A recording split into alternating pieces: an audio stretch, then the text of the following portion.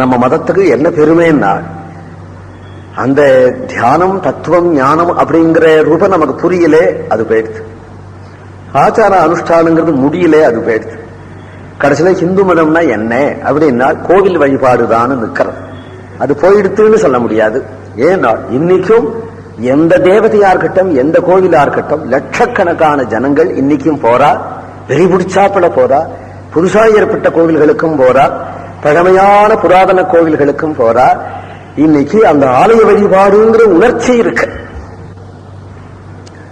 மக்களுடையதுதான் ராஜ்யம் அப்படின்னு ஆயிட்டதுனால கோவிலுடைய சொத்தெல்லாம் ஆக்கிரமிச்சுட்டு சில பேர் பழைச்சுட்டு இருந்தாலும், கோவிலுடைய திருவாபரணங்கள்லாம் சில பேர் கொள்ளை அடிச்சுட்டு போனாலும், ஆனால் மக்களுடைய நெஞ்சமட்டிலும் மாற்ற முடியாது. மக்களுக்கு ஆறுதல் கோவில்ல தான் இருக்கு. ஓடி போய் கோவில அழறா, பிரார்த்திக்கிறா, தெய்வம்னு நினைக்கிறாளே தவிர கல்லுன்னு நினைக்கல. நீ என்ன செவுத்துல எழுது, கல்லுன்னு எழுது, நீ என்ன பிரச்சாரம் பண்ணு, வால் நோட்டீஸ் போட்டு கொடு, பிரசங்க மேடையில கத்து, ஒன்ன லட்சியம் பண்ண மாட்டா, கோவிலுக்கு தான் போவா. கோவிலுக்கு தான் போவா. நீ எவ்வளவு கழுது இல்லைன்னு பிரச்சாரம் பண்ணியோ அவ்வளவு கழுது கோவிலுக்கு தான் போவா. ஏனால் இன்றைக்கு நேற்றுக்கு இல்லை, பல வருஷமா பார்த்துட்டு இருக்கோம், பல வருஷமா பார்த்துட்டு இருக்கோம். அப்போ அந்த கோவில்களுக்கு போகக்கூடிய இந்த மக்களுக்கு அந்த தெய்வம் பேசுறதுன்னும் காப்பாற்றுறதுன்னும் நம்மள ஆறுதல் இருக்குன்றதானே போறது. அப்ப எங்க இருக்கு மக்கள் அப்படின்னா இந்து மக்கள் கோவிலுடைய ஆதாரத்தில் இருக்கு. அதனால எந்த அரசியல் வரட்டும் எனக்கு சந்தோஷம்தான். எந்த அரசியல் வரட்டும், எந்த கட்சி வரட்டும், எந்த கட்சி வேணாலும் எந்த கட்சியும் அமுகட்டும், எந்த கட்சி வேணாலும் எந்த கட்சியும் ஈடுகட்டும், எந்த கட்சியும் சேர்ந்தவன் தான் நான். ஆனால் எந்த கட்சியும் கோவில்ல கை வச்சே ஆனால் ஒழிச்சுவிடும் இந்த மக்கள். மக்களுக்கு நீ வேற எதை பண்ணி கொடுத்தாலும் இந்த மக்களுக்கு சமாதானம் ஆகாது. நீ எவ்வளவு பெரிய ஆஸ்பத்திரியை கட்டு, எவ்வளவு சகலங்கள் பண்ணி கொடு, எவ்வளவு டாம் கட்டு, எவ்வளவு ரோடு பண்ணு, எவ்வளவு மில்லுகளை ஏற்படுத்து, ஆனா கோவில்ல கை வச்சுட்டா ஒழிஞ்சு போயிடுவேன். அந்த உணர்ச்சி இன்னைக்கும் மக்களுக்கு இருக்கு. ஜாகிரதை.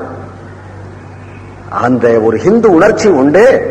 அந்த உணர்ச்சி தான் இன்னைக்கு இந்த தர்மத்தை காப்பாற்றுறது. அப்படின்னு சொன்னா நமக்கு அந்த உரிமை இருக்கு. இந்த உரிமையோடு நாம கத்தணும். அதுதான் இன்றைய ஒரு சமுதாயம். அப்படி வைக்கணுமானால் எல்லா ஆலயங்களையும் உள்ள ஒரு வழிபாடும், ஆலயங்களுடைய புனருத்தாரணமும், ஆலயங்களுடைய சொத்து எவன் சொத்து?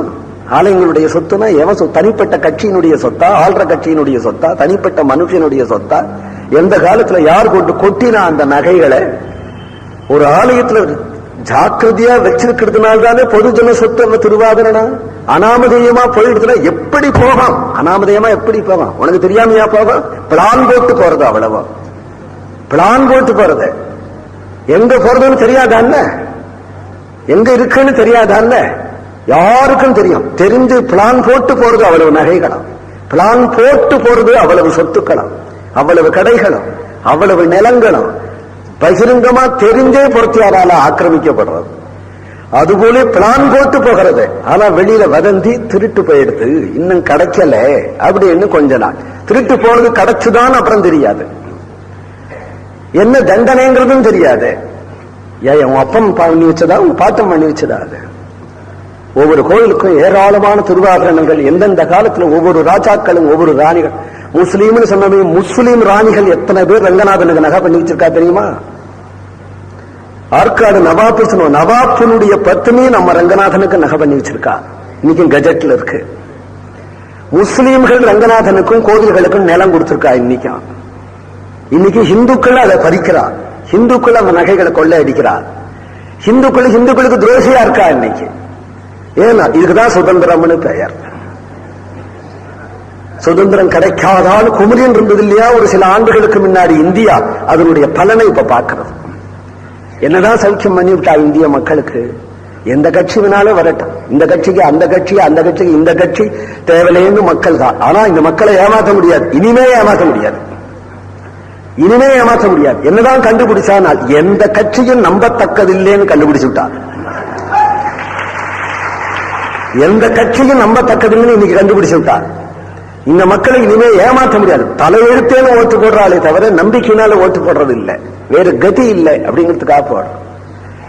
ஆனா மன்னிக்க முடியாத ஒரு பெரிய குற்றம், மக்களுடையது இல்லை, ஆட்சியினுடையது. ஆட்சியினுடைய மன்னிக்க முடியாத ஒரு குற்றத்தை ஜனநாயகமாக இருந்தால், மக்கள்தான் அரசர்களாக இருந்தால், மக்கள் அந்த குற்றத்தை பறைசாற்ற உரிமை உண்டு. மன்னிக்க முடியாத ஒரு குற்றம் கோவில்களை கவனிக்காதது, கோவில்கள் சொத்துக்களை நகைகளை சூறையாடுறது. இது அப்பட்டமான சூறையாட்டமே தவிர பொது மனுஷன் திருடுறது இல்லை. இது அரசியல் கட்சியோ அல்லது அரசியல் கட்சியினுடைய சார்பு உடையவர்களோ திட்டம் போட்டு செய்யற காரியம் தான் இது. நிச்சயமா இது வெளியில நம்ம பறைசாற்றலாம், அதுக்கு நமக்கு உரிமை உண்டு. நம்மள அரசன்னு சொன்னா உரிமை உண்டு. இன்னைக்கு நடக்கிறது இவ்வளவு நேரம் காலையிலேன்னு கத்தினே இல்லையா? ரங்கநாதன் ரங்கநாதன், வரதராஜன் வரதராஜன், திருவேங்கடமுடையார். கத்தினதுனாலதான் பக்தி இருக்குன்னு சொல்லல. கத்தாம இது போல என் உபன்யாசத்தை கேட்காம லட்சம் கோடி ஜனங்கள் கோவிலுக்கு போயிட்டு இருக்கா. எல்லாரும் என் உபன்யாசம் கேட்டுட்டு போகல. மனித உணர்ச்சி அது, மக்களுடைய இந்துக்களுடைய உணர்ச்சி எதுல இருக்கு? கோவில்ல இருக்கு. அதனால எந்த கட்சி வேணாலும் ஆட்சிக்கு வரட்டும், கோவில்ல கை வச்சா அந்த கட்சி கவுந்துடும், நிர்மூலமா போயிடும். சாப மாதிரி சொல்ற, கோவில்ல கை வச்சா நிர்மூலமா போயிடும். எப்படி போகன்னு சொல்ல முடியாது. மக்களுடைய குமுறலே ஒரு உருவத்தை உண்டாக்கும். அந்த மக்களுடைய குமுறலும் ஒழிச்சு விடும். அதனால நமக்கு பிராணம் கோவில். அதை காட்டுறதுக்காக தான் இந்த ஆச்சாரியாலாம் வந்தா. ஆழ்வார்களோ ஆச்சாரியர்களோ சைவத்தில் இருந்த திருஞான சம்பந்தர் போன்றவர்களோ வைஷ்ணவம் சைவம் முதலிய இவ்வளவு கோவில்களுக்கும் வழிபாடுகளையும் காண்பிச்சு இப்படி ஒரு வழிவகுத்து பக்தி மார்க்கத்துக்கு ஆலயம்தான் கதின்னு காண்பிச்சிருக்கிறார் இல்லையா? அதை நிரூபிக்கிறதல்லவோ இப்ப சந்தர்ப்பங்கள்.